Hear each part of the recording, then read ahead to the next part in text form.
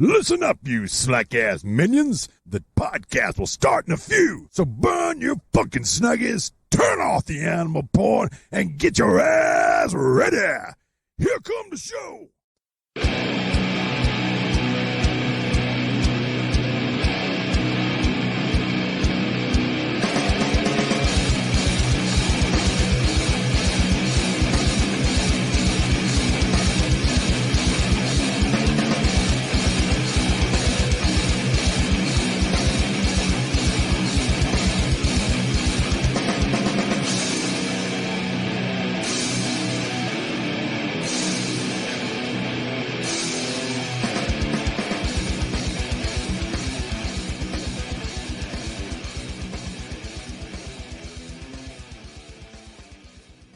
Branded as traitors and exiled from every city along the crystalline sea, brothers Kildare and Zidane struggle to find their place in the world. Burning with the fires of vengeance, they lead lives as instruments of blood and steel, beholden to no one. By a cruel twist of fate, the two encounter a mysterious tribeswoman who will change their destiny and the fate of the entire world. The Raven and the Crow, Dark Storm Rising, by Michael K. Falciani, and narrated by Joshua Saxon. Available from Three Ravens Publishing on Amazon.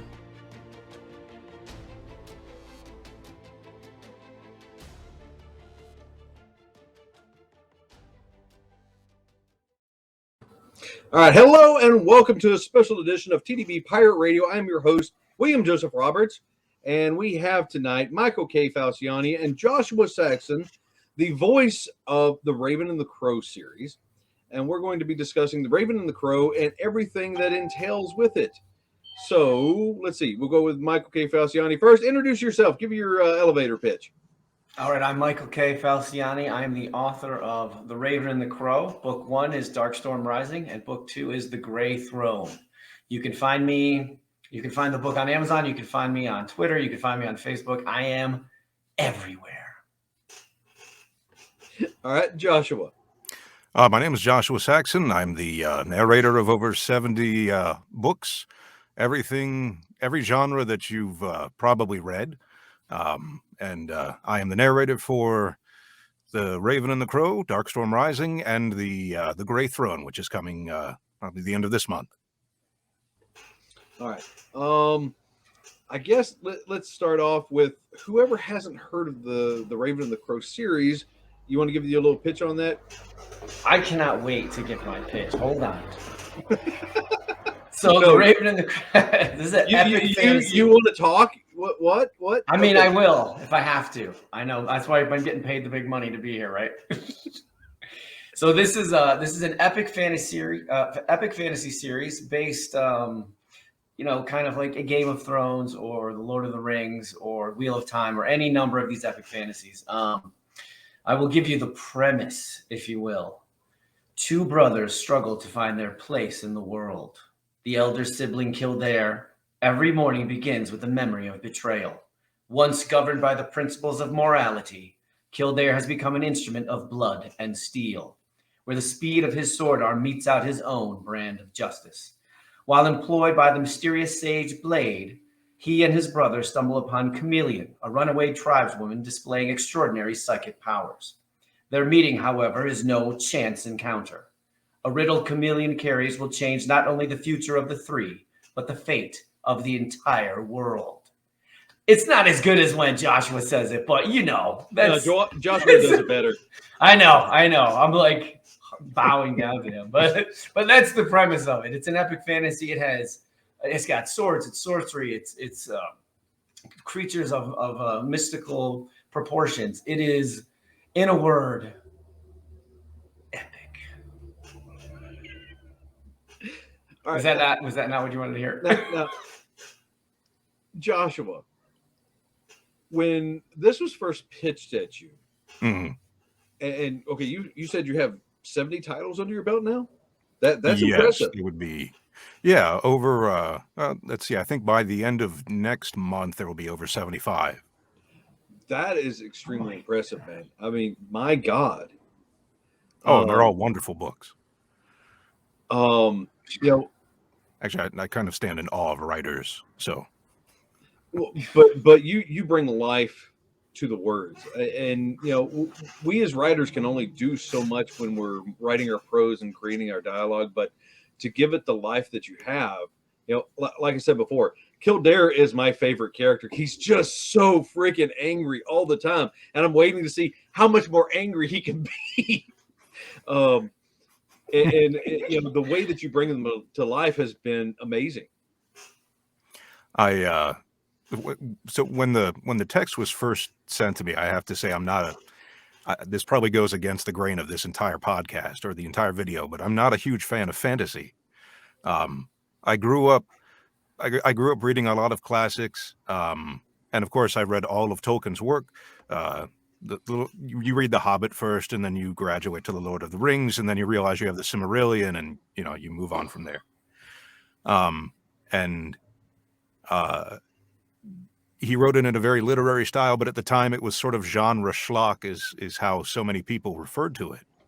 And after I read the opening of Darkstorm Rising, I realized I was dealing with a much more literary telling of a story. It was I think what grabbed my attention was the way, Michael, that you introduce all of your characters, because none of your characters are introduced in a way that is common. There's a book I'm going to mention probably throughout this whole interview, which you may or may not have read. It's by a author in the 18th century named Lawrence Stern, called Tristram Shandy. I haven't read it. They made a movie out of it a few years ago. Anyway, it was during the Enlightenment period, and the whole book, if you could take attention deficit disorder and encapsulate it in an 18th century novel, it's essentially what it is, because the setting of the book is the story of the book. And it's just it's a guy telling his life story, and the whole thing is just rambling. But what happens in the story is all of the characters that you come to know and love are not introduced by the author in here is this character.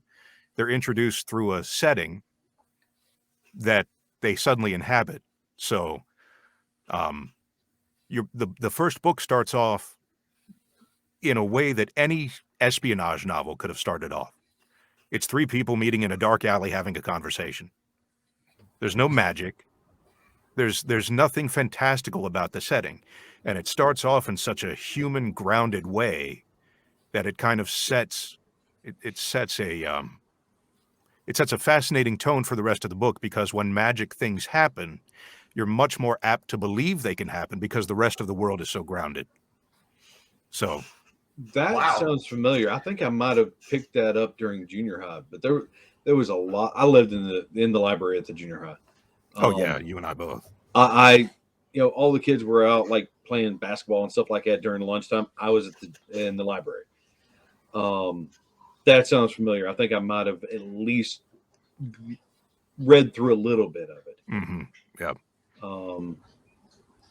Now, one of the major characters, like I mentioned, the two main characters, Kildare and Zidane. They are similar, but yet they are distinct in their own rights. Mm-hmm. And you know, the way that Michael had wrote them, you have one that seems more caring and one's just like impatient and angry all the time. And that really Kildare, I love how you portrayed him and the tone of voice. You know, he's always got that pissed off dad vibe going on. Yes. Where Zidane's more like, well, it's okay, man. It's all good, you know? And you know, that distinction that you put between them, even though really vocally they're not that different, but it's really the tone of voice. And, you know, how was it for one, Michael, to write that difference and Joshua to bring them to life in the vocals? Yeah, so Michael, you go first on this one. Thank you, Josh. So I have brothers, I have siblings, and you know, so much of this just comes from having conversations with them, having some angry brothers and some, you know, calmer ones, and then the roles can be reversed quickly. Where one who was raging a moment ago will all of a sudden become the voice of reason. So when I write these things, I tend to think of, conversations that I've had with my brothers or with my sister or with, friends of mine when I was in the military or people I went to school with. I don't know if it's a blessing or a curse, but for me, I tend to bring out the best and the worst in people. So I tend to get this fervor of emotions, especially when they are passionate about something. And I guess I'm very controversial anyway. So I tend to get to hear those people, even people that don't really speak up sometimes. At the end, I'm like, there you go. I mean, you're mad at me. That's great, but I wanted to hear what you had to say. So when I think of Kildare and Zidane and McClure and the rest of these characters, some are on their way soon. I don't know how much Josh has read, but he has a slew of characters coming. I can't wait to hear them all. But yeah, a lot of what I do is based on, real events, not necessarily in the fantasy world, but the way people interact with one another. And that's what I think of when I write. As I'm writing book 3, I'm constantly having this going on. I have a really funny scene where everybody keeps coming to the room and Zidane's like, could you guys stop coming in? And I don't want to give it away, but I just think of, how one of my brothers would act if that were him. And I just I'm going to write what he would say. And that's what I do. So, and that's one thing, us as writers, differentiating those characters in their voices and their tones and their attitudes so that the reader, without even a dialogue tag, knows who's speaking. Yeah. And that's a trick. Important. And you pulled that off. I mean, it was my first book. I did my best. Right. Joshua. So I'll just sort of take the cue straight from Michael. I had 2 friends growing up who were twins, and they both had very distinct personalities. They were identical twins, so they sounded exactly the same, but they had vastly different personalities. And so I kind of pulled from that as far as their personalities were concerned, but also in their manner of speech, because Kildare is a much more exasperated character. He's more apt to take longer breaths, and he's more apt to have more silence between what he says. Zidane is sort of this. Forgive me, Michael, for putting words in here, but that's fine. He's almost this sociopathic humor, because no matter what seems to be going on, exactly. I've never heard that before. But it's true. Oh. I don't want to give it away, but there's a battle on a boat in the second book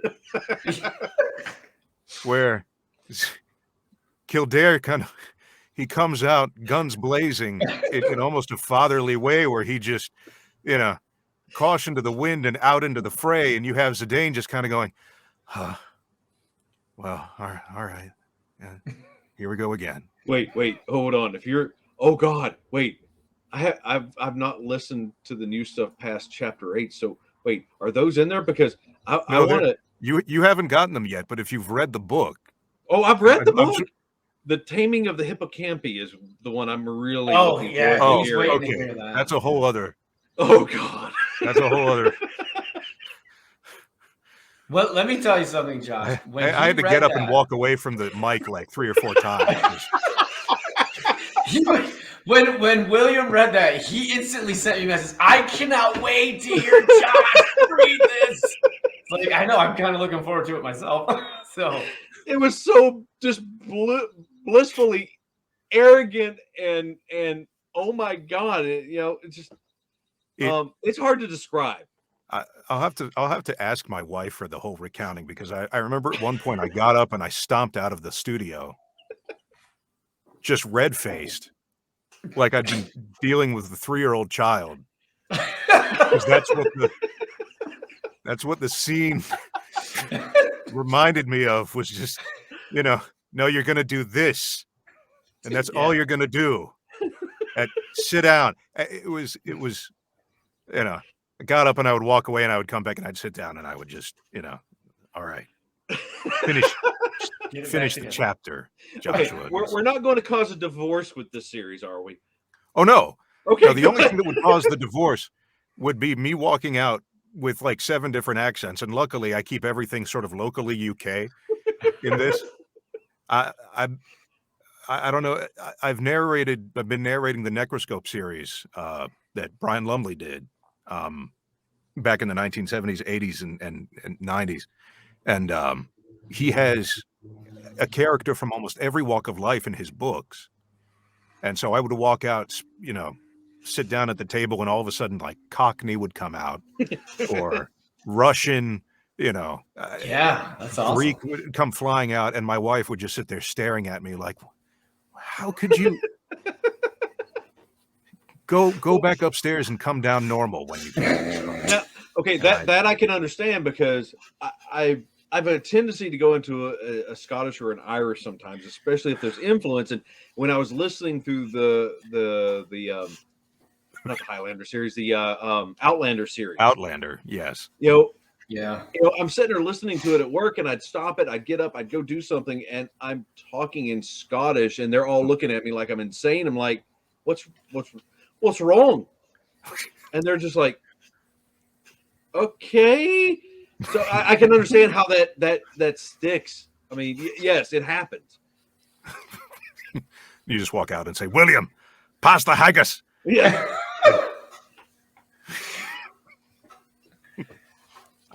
So, to sort of cut a long story short, the characters are so well written and their attitudes are so well defined that it makes it easy to voice them, no matter the accent, because you can see where each character has their underlying motivations. But the whole book is suffused, and Michael, I have to ask you about this. The whole book is suffused with this underlying sense of grief.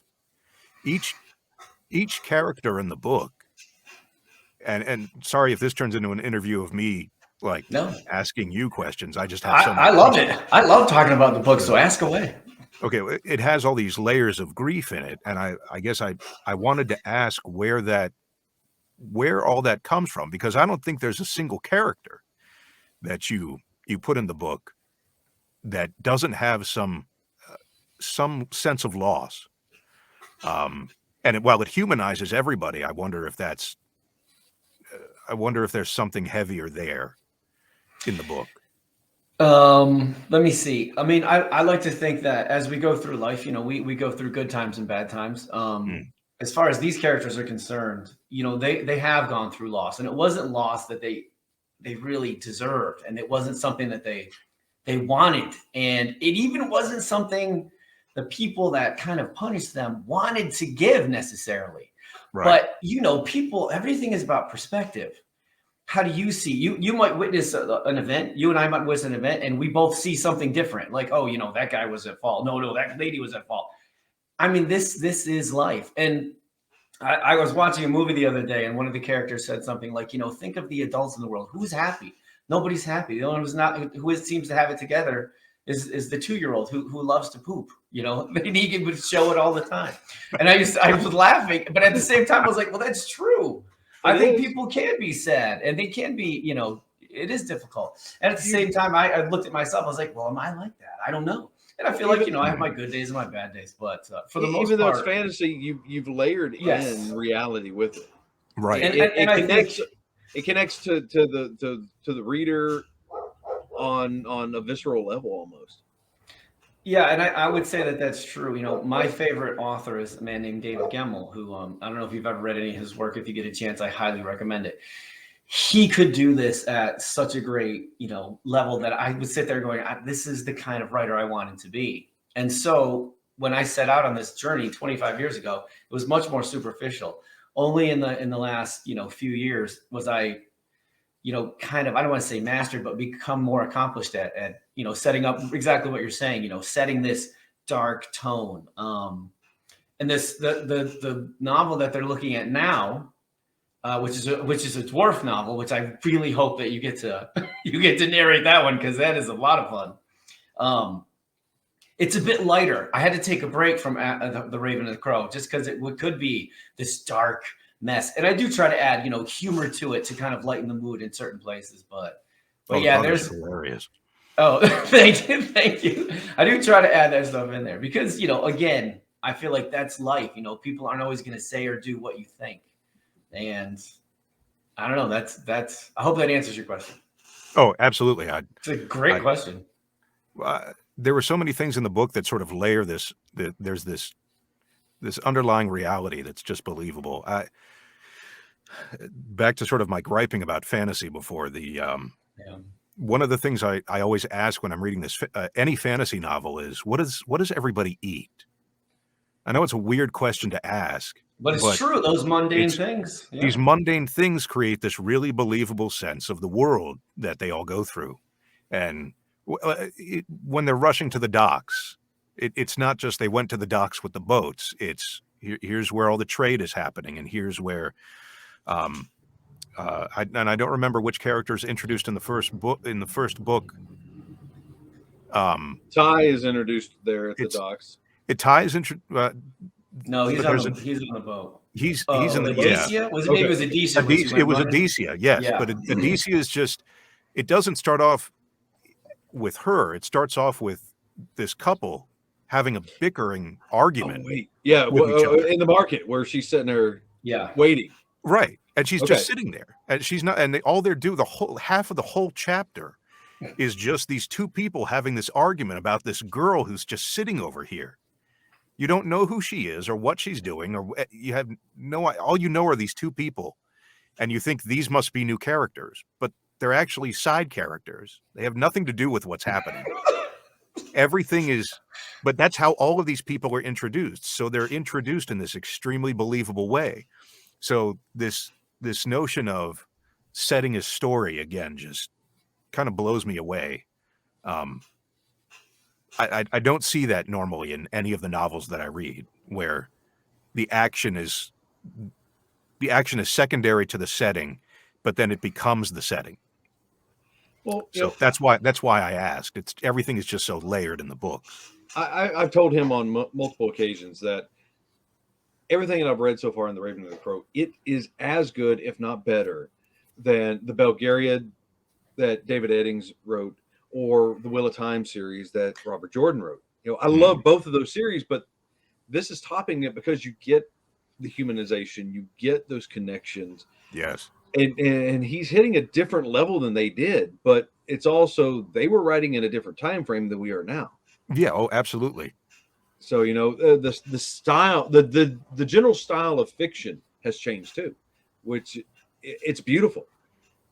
Okay, so next question for both of you. What has been your most hated character to write and to narrate? Oh, God. My most hated character to write. Michael first. Oh, the word witch is grinning ear to ear right now for this one. I wish I could say. They're all so fun to write. Probably the one I disliked writing the most was the character of Warland, who we see at the end of the book. He has this dialogue between Zidane and Kildare. And the reason I dislike him so much is because he's such a terrible, awful, cowardly, wannabe politician character. And but I also wanted to write him to show exactly what he's like. Like, this is how he is. And it's not, I mean, some people love to write evil characters. And I suppose I do too. He's not really evil. He's more just bad. He's just he's technically a good guy, but there's shades of gray there where with him. And he's got such a personal vendetta because of something that these two characters did, and they stole his thunder, and he's going to show them. I mean, in a lot of ways, he is the main reason why they've been on the run for the last 2 years. So writing him was probably my least favorite character. And that doesn't mean it wasn't fun, because I did kind of enjoy it. I think I enjoyed him, his dialogue the most. I know I had to rewrite that a lot, because one of the things I always think of, I was like, well, I don't want to just label, okay, bad guy who's dumb and does dumb things. These evil characters, the villains, they tend to be smart and powerful, and they're savvy. Mm-hmm. He's already bested Kildare once. The difference now is Kildare is not really, as I said in my introduction, he's not really worried about justice and the rules anymore. He's not worried about the law. He kind of acts outside the law, and that's one of the things. But yeah, I would say Warland was probably the least favorite of mine to write, which he was still kind of fun to write. So, Well, okay, and that's exactly like the kind of things that Jim Butcher had talked about in the Superstars workshop that I did, where your protagonist and antagonist, you have to create them to the same level so you can get those fleshed out details. They're not just, oh, hey, I'm a bad guy and I'm Dr. Evil and I'm kind of stereotypical. No, you got to get those fine details of what makes them who they are. All right, Joshua, which one was your worst or your most hated character to narrate so far? So it's a drawdown, and for totally different reasons, because they're wonderful characters. And I have to hedge what I'm saying here, because you don't say whatever you want. Oh, no, I have to hedge this because the wonderful thing about the book is that the book at every turn decides not to fall into a stereotype, ever.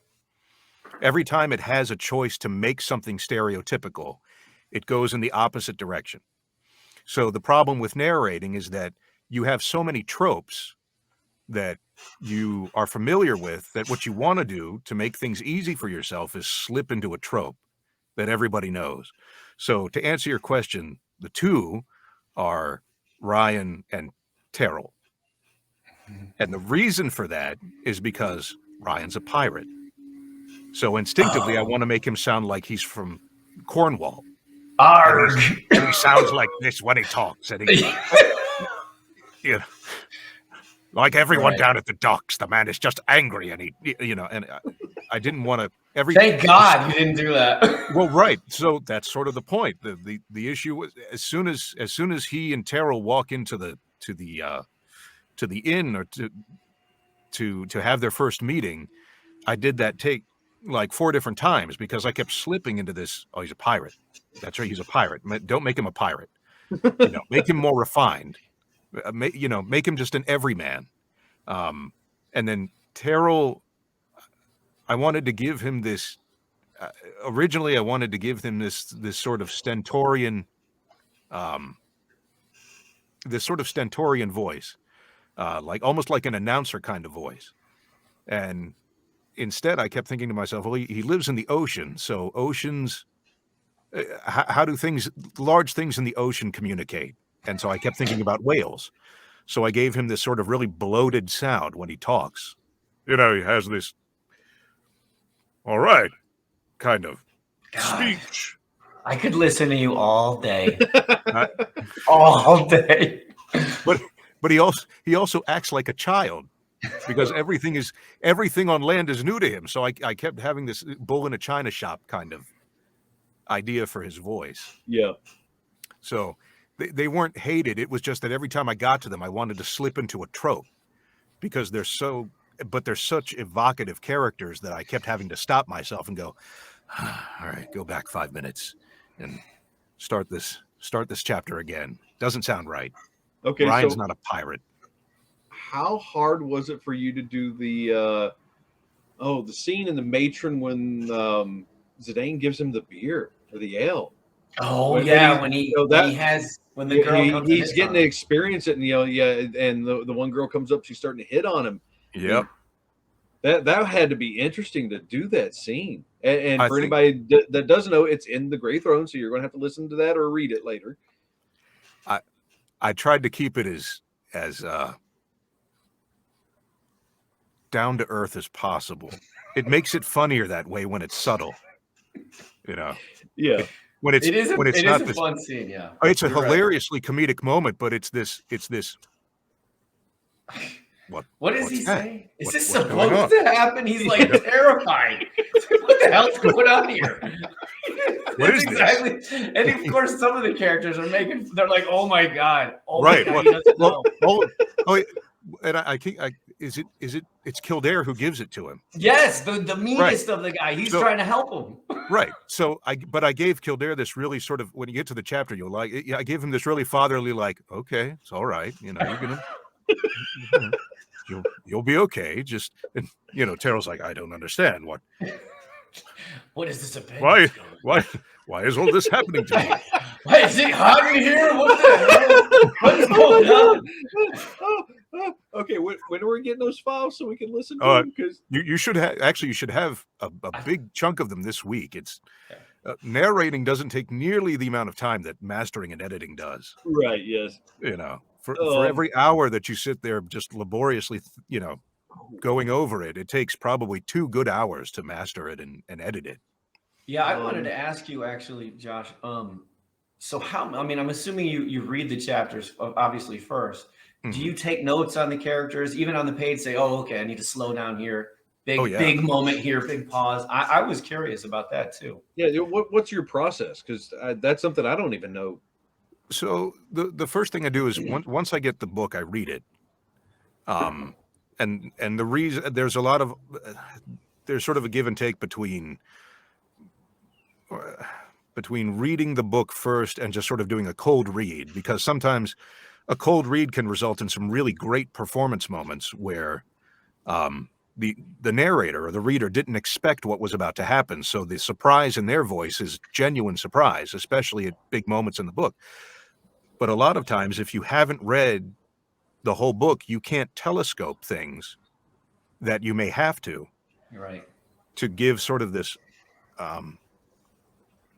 sort of underlying foundation to the characters. Chameleon is a perfect example.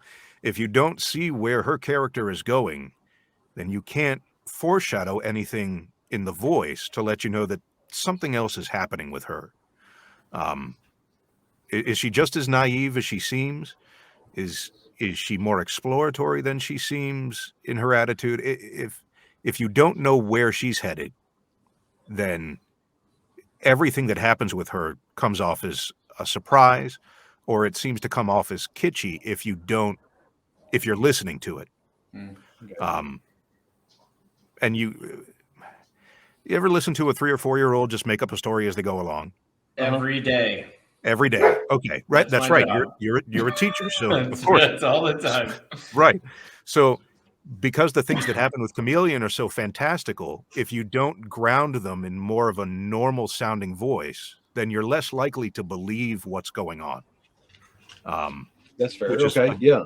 again, what's great about the book. So the process is you get the book, you read the book, you notate anything in the book that you think has special significance that you want to sort of build up to. And then a lot of times, because a lot of the dialogue in the book isn't specifically laid out as far as who says what, you read through it a few times sometimes to get sort of the flow of the cadence. So every author has their own rhythm in their book. Michael, the rhythm in your book is different than another author, right? Everybody has this sort of poetic rhythm, I think, at least when I read, that underlies everything. So different characters have different beats, different characters have different rhythms, and it's important to kind of note who's saying what at any given time, because that allows you to keep the rhythm of a chapter moving. So that's the process. And then once the recording is done, I take the file and I sit there and I sort of strip mine it for inconvenient breaths or background noise, retakes if I said something wrong, or if there's something I didn't like and I just want to redo it. And then once that's done, I have to make sure that it meets the correct publishing standards for being online. And that's a process in and of itself. And then I send it to you. Okay. Well, yeah, a lot of processing then. Yes. Well, okay, that spurs a little extra question there. Like, with the way that you're describing how you have to go through it and all that, and some of the terms that you've been using, are you classically trained in any way, or is this you've learned this doing 70 books as you've been going? Well, I learned to do this just reading books, and listening to, oddly enough, old time radio.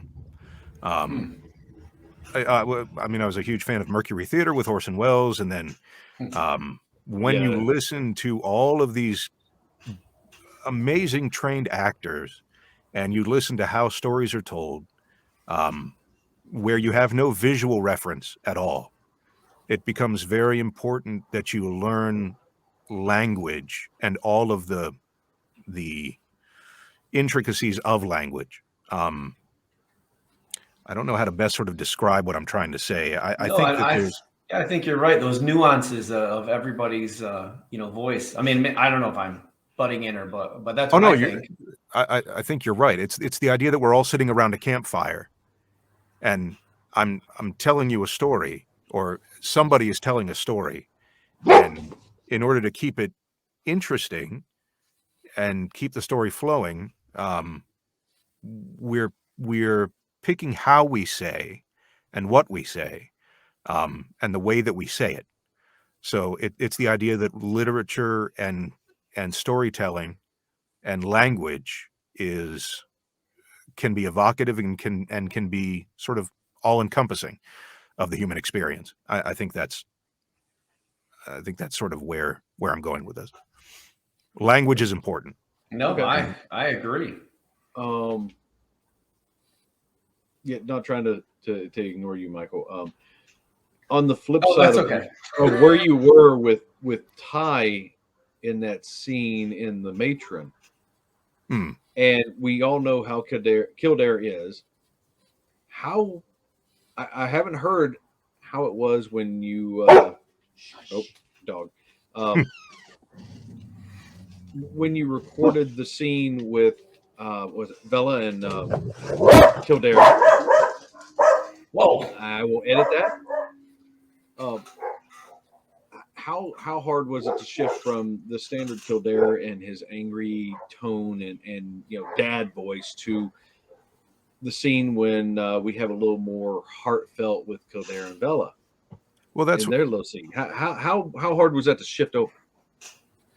Honestly, I don't see the difference between the two states of mind. The Kildare is just he's grief stricken and he's sad, and he's that way in almost all states in the book. Whether or not he's enacting it violently or he's enacting it emotionally, that scene it's a powerful scene because it's the scene where he's emotionally vulnerable, not physically vulnerable. Absolutely, yes.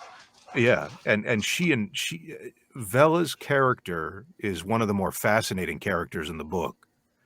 In fact, that whole exchange, I think, is sort of one of the best chapters, Michael, I've read in the book, because it draws away the larger narrative of the chaos that's going on in the world, and it becomes about the grief and sadness and backgrounds of these two people. And even though Kildare sort of takes that into the larger world with him, it's just a conversation between two people, and it wasn't hard to pull the violence out of it because there is no violence other than the grief that he's just sort of spilling out. He's just a very depressed character, but he's a foil to Zidane's sociopathy. Yes, yes, God. Where Zidane's just got this crazily carefree attitude. Kildare cares like I think this paternalism that you keep referring to is telling, because everything that he does is in this paternal way.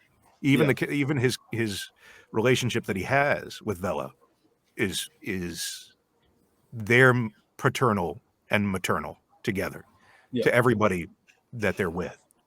So well, they have a clan to take care of. Absolutely. Well, that's yes.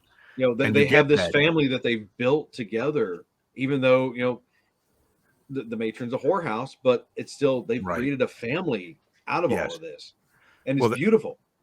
And that's what makes, I have to say, on the flip side of it, that's what makes the scene where he's taming the wild ocean beast that much more hilarious, because he has to break his dad voice out again. Oh God, I can't wait to hear that one. He just has this. All right, I'm dealing with another upstart family member. But that's how the scene comes across. That's how all of the scenes come across with everybody. It's just this, all right, you go clean your room, and you go, when they get on the boat, it's just this, all right, you go downstairs and you go up there, go take care of this, and I'm going to take care of this. Go do your chores. Yeah. Report back when you're done. And but it's so beautiful. It is. It's wonderfully evocative prose in that scene. Sorry, I just gush all over that scene. I thank you so much. Every time you speak well of the book, I'm sitting here going, I wrote that. They keep telling you this. That it's an amazing book, this is man. right. I don't even know if it's good. I just wrote something that I felt like I would want to read. And so for people to enjoy it, I really take that to heart. Josh, to hear it from you, who's read so many, so many novels, I actually spoke to Richard Knack, who did the Legend of Huma, and I know that you've narrated some of his he's books. Wonderful. Yes, Richard is wonderful. Yeah, he's a great guy. So, for you to talk about, to be narrating my stuff, I'm like, that's somebody who's like a, New York Times bestseller, and you're, saying these kind things about me. I'm almost speechless, although not because it's me, but still, I do appreciate that. It is difficult. This is why I'm sort of in awe of authors, of writers in general. It is really difficult to make the implausible seem plausible. And fantasy more so than anything else, because you could easily have written a book that wasn't a fantasy. Yes. The whole book is almost an espionage novel. Take the magic away from the book and its setting, and what you have is just one long espionage novel. But with that kind of underlayment, once you add magic to it, we're much more likely to believe it, because it sits in this gray area of our imagination where reality and imagination meet. The scene in the book where Chameleon suddenly takes them across the bridge, trying not to give away exactly what happens. Right. But where she takes them across the bridge is a great scene, because the two of them just get into this bickering argument while they're holding on to each other, and Chameleon's just staring at the two of them like, what the hell are you? And all of a sudden they hear a popping sound, and they're where they need to be, and the two of them are still bickering. Oh God, they are fun to write. Kildare and Zidane are. Oh my God, they are fun to write. Will, do you remember this scene? They just get. Oh no, I remember that scene, but I just thought of another scene of even more bickering when the save the day moment kind of happens, and there's bickering in the middle of. Okay, I'm not going to give anything away because that's right. Oh yes. Can you tell that I'm a fan of this series? Oh, absolutely. I've told everybody, all of my friends and family, you have to read this book. What I loved about it is those moments, those human moments in the book are they're hilarious to voice, because in my mind, I've got this picture of this vast wilderness setting and these, the rocky shores and the river rushing by, and there's these two brothers who are hugging each other, but they're fighting with each other, and they're just having this stupid brotherly argument about how are we going to get to there if we're over here, and this lady that we don't even know, and then all of a sudden pop, and they're still fighting. It's like when a kid gets a shot and the shot is done, but they're still crying, and you're like, it's over. Yep. Exactly. You don't have to stop. It's over. It was done 3 minutes ago. All right. So next question. What has been your favorite characters to write and narrate? Oh God. It's easy for me. That is easy. I could easily say Kildare is very fun. There's another character who we meet later on, and his name is Dodge, I believe is what I named him. I'm a big Firefly fan. One of the characters in that is a guy named what the heck is his name? Badger. Badger, yeah. Dodge is based, loosely on the character of Badger. And I was only going to have that character in for one quick moment, and that was it. And as I wrote him, I just said, oh my God, this guy is so fun. Because he's got that terrible, he's all in it for himself. He's got this great, lilting Irish brogue, whatever you want to say. And he ended up being a lot of fun to write. I don't believe I enjoyed him more than I enjoy Kildare and Zidane, but I don't want to just talk about Kildare and Zidane. Yeah, Dodge, I should say, he was, and he is now going to be in book 3, and he will probably continue on throughout the series. I've really, I hate those secondary characters that I love. All of a sudden, I'm like, okay, I got to stay with this guy. Another one was Taryn. Taryn was so much fun to write. God, what a great character. I absolutely love her. Chameleon is fun. Even some of the secondary characters. I mean, they're so much fun. But for your purposes, I'll say Dodge. Dodge was a lot of fun to write. Yeah, the way that you had Christy and all of them in the inn, and the way you had that scene set up, that was just beautiful. I mean, it was brutal, but it was beautiful. Yes, Christy was fun to write too, because you rarely get to write this mean, nasty girl, and teenager. Oh my God, she was so deliciously terrible. So she was fun to write also. All right, Joshua. So you hit on 2 of the characters. There are 3 that I love. I'm sorry. I know. No, you're fine. I couldn't stop myself. So Christy and Taryn were actually 2 of my favorites to narrate. I chose this sort of Cockney, East End accent for the 2 of them because Christy is so, she's mean. She's evil. Just awful. Everything is underhanded. Yeah. Like there's not a thought that goes through her mind that's not focused on manipulation and underhandedness. But Taryn is so sweet, and she's so thoughtful and smart, and mindful.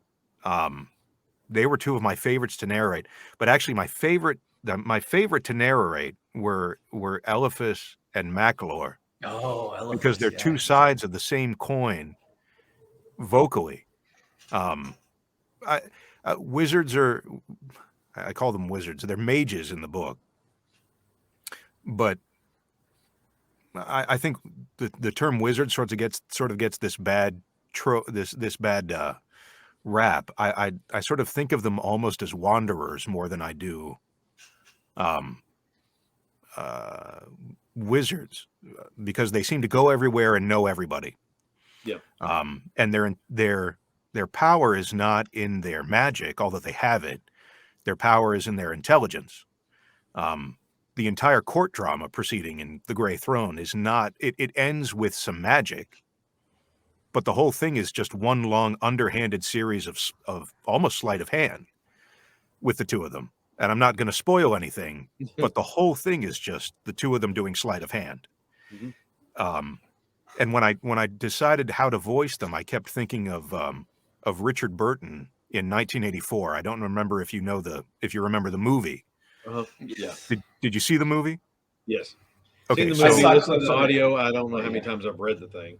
Right. So Richard Burton plays O'Brien, the torturer at the end of who he meets, who takes him to the room with the rats at the end. Okay. And he has this permanently calm. He barely rises above a level of annoyance in his voice. And the 2 of them I saw as just cool toward everything. Macalor is passionate, but he's passionate because he has to be. And Eliphas is, in the first book, you would read him as malevolent. But when you get into the second book, you realize he's not malevolent as much as he's just hurt. And everything he does is out of being hurt. So I decided to voice them with this almost just sort of like the drunk guy at the bar who's just depressed. if that makes any sense. They're the person with the sad story. No, I understand.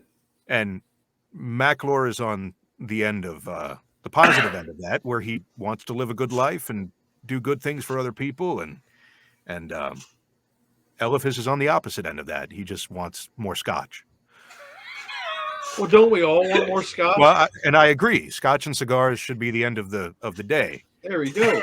So, oh my God, you two are peas in a pod, man. Now, oh well. If we ever get to meet up, I'll have to pass on one of my favorites. Okay.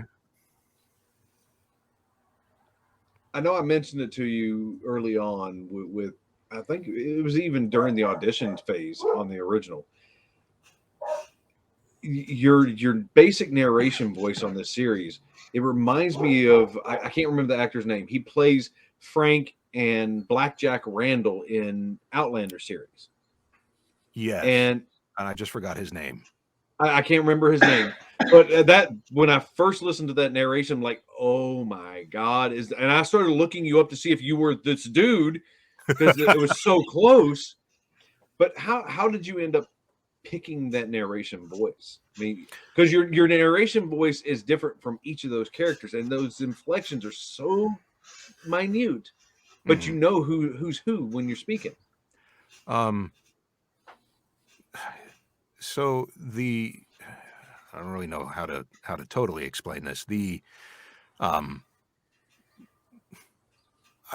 I always had this idea of the sort of BBC UK storyteller voice or narration voice. Do you ever watch nature documentaries on the BBC? Not with Richard Attenborough, who has such an incredible voice. Yeah. There was another narrator, and I just forgot his name, but he always had this. Everything was not dramatic. It's not the right word. Why did I just forget his name? Because we're creatives and there's too much running through our heads. Right. Darn it. I will remember his name before the end of this interview. 3 in the morning when you wake up and screaming his name. Yeah. I remembered.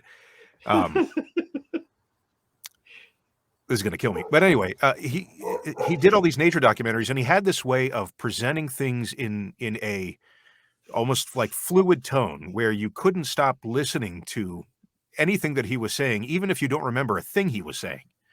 And I thought it was fascinating that if he had done this in an American accent, something would have been taken away. There would have been this, and maybe it's just sort of our memory of everything fantasy is always associated with a famous or well-established British actor. Kind of like movies with the Romans they're always played by Brits. We just have this idea in our heads of the storyteller as a UK-minded voice. Ian McKellen playing Gandalf. It doesn't become much more iconic, even though I'm sure many people have voiced that character in audiobooks throughout the years or just in stories. But I would dare you to find anybody who doesn't now remember only Ian McKellen's voice as that character. Well, it's just like the guy that did the narration for Hitchhiker's Guide. Oh, yeah, absolutely. It's iconic. It will never go away, and nobody can ever do better. Yeah. Nobody will ever do Darth Vader's voice. Sure. James Earl Jones will always be that voice. It was just it's my voice in a UK accent and just sadder. I have to tell you, Josh, when we went through the 20 auditions or however many we got, so some were good, some were not. There were 2 that really stood out, and the entire time, this other gentleman who I was familiar with, I kept telling William, I was like, dude, we're all set, we're good, and he kept saying, no, we're gonna wait and leave it open, stop it, just listen to me, I know what I'm okay. Well, we'll see. It's gonna be hard to beat this other guy. And then all of a sudden you came in and William sent me that he said, you need to listen to this one. I was like, okay, but my mind's already, oh my God. Oh, everybody quiet down. I was like, okay, never mind. We're going to go with this. And that's why I always wait. I give it at least 2 or 3 weeks on all the auditions so we get the best possible range. It was amazing. I think we both sat there and just said, okay, never mind. Forget everybody else. Joshua Saxon's getting it. Whoever this guy is, we're getting him on board. So that was nice. I was really impressed because I will tell you, I am super picky about this. It probably doesn't sound like it, but I was like, whoever does this voice is going to be incredible. They have to be incredible. And when you chimed in, I was like, okay, we're all set. I think it's the most humbling thing about doing this because I feel like the book is your child, and you've cultivated it over, I don't know how long did it take you to write this book? 25 years I've been working on it. Not the whole time, but I mean, I was a father. I mean, I am a father. I have to raise kids, full-time job, Right. wife, 2 wives, whatever. But yeah, it's taken me 25 years to work on it.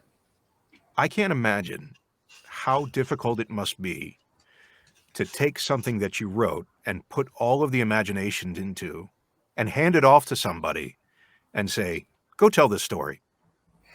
I don't know. It's kind of humbling as a narrator to have an author hand you their work and say, I'm trusting you with this. I feel honored. I think it's in great hands. I really appreciate you saying that. And It's you're tough. excellent. I tell everybody, I'm like, you need to get the audiobook. It's amazing. For my first one, I was lucky enough that I got a narrator that could pull off the range of voices. I mean, my basic crew was like 12 characters, but every character was distinct. Yeah, and I was just like, I got lucky with that one. And he happened to be narrating a buddy of mine, John Drake, his historical satires that he did. He writes a lot like Douglas Adams. And I listened through the first one. I ended up picking his books up and putting them over to Three Ravens. But his narrator's like, he's got one hell of a range. Like, hey, you want to do an audition for this? And he did. And like, oh my dear God. And that was pure luck of the draw. But yes, it's hard to give over your baby especially your first one. After that, it gets a little easier, like after you had that second kid, and by the third kid or fourth kid, you're like, they bounced. It's okay. They're not bleeding, Yeah. But that first one, that first one is so tough. I mean, I know on my experience, I bled on that thing 4 different times, a good 6-8 months editing before I just said, okay, I'm never going to get it done if I don't do it. And I just published it, which now I need to go back and edit it again. But I've learned a lot more since then. So yes,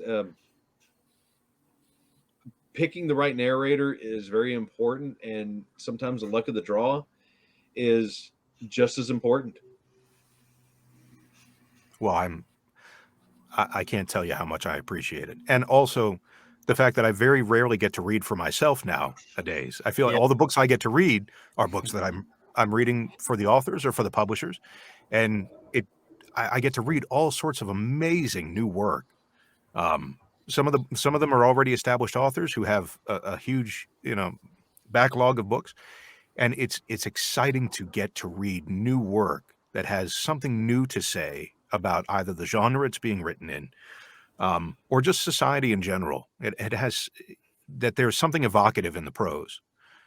So thank you. It absolutely makes my day. No, you were excellent. You were excellent. Okay, so we are getting right at about an hour, so probably time to wrap it up. Okay. Let's see. Go ahead and give a plug of what you want to plug. I mean, Joshua, it doesn't matter about Raven the Crow. What else do you have on the dock that's coming up and you want people to know about? Because you're an amazing narrator, dude. Oh, I appreciate it. And people follow narrators, just like Bray and William DeFries before he passed away. Everything that William did, I was listening to him because it was amazing. But what else do you got coming up that people can get a hold of? So right now I'm continuing on with Brian Lumley's Necroscope series. It's 2 books away from the end of the actual series. But really, honestly, right now it's The Gray Throne. I'm absolutely I cannot wait for you guys to hear the rest of these chapters. There is so much that happens in this book. It's like the 2 towers of the Lord of the Rings series. It's just there's so much packed into this that I really want to get this one out to you guys as soon as possible. So that's the one I'm plugging right now anyway. Okay. All right, cool. Nice. Michael. So yeah, my new release is The Gray Throne. It is out on ebook. It should be out in paperback and hardcover I'm hoping the next week, and in audio by the end of the month. So, as soon as it does, I'm going to send it to everybody. I mean, I already done that with the ebook. After that, I have an anthology that I've put in to I believe Piers Anthony is the one who's heading that one up. Yep. Oh, And wow. that's Misfits actually and Magic. yes, that's right. Misfits and and Magic. Magic. Pierce Anthony did the opening essay for us.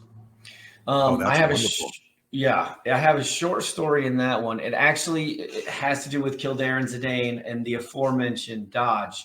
I wanted to do a short story that kind of introduces them previous to what they did in the Grey Throne. And I needed a short story, and I was like, this is going to be fun. I wanted to write their kind of meet and greet with one another. Beyond that, I have, excuse me, I have my next novel is out, will be out. I'm hoping, pending William saying yes to it, but it's called The Dwarves of Ram, Omens of War. It is, my dwarves are my main characters. I have wanted to do a dwarven novel since I was, a little kid. And for some reason, and I don't know why, fantasy tropes often cast dwarves as either comic relief or as the dour, angry, secondary characters. And I sat there saying, well, why can't we make dwarves, the main characters? Why do they only have to be those two things? And maybe my favorite character of all time is in this book. And his name is Omens, and Omens is a bard. And he's so much fun to write. And that one will be coming out. After that, I'm currently working on The Raven and the Crow, book 3, which is tentatively titled Shores of Blood. After that, I will do the 4th book, and then I will do the 2nd Dwarven book, and I will just continue from there. I have another short coming out in J.T. Posthumous series. What's that one going to be called? The anthology. I don't remember the name of the anthology. It's for the Corsari Universe anthology.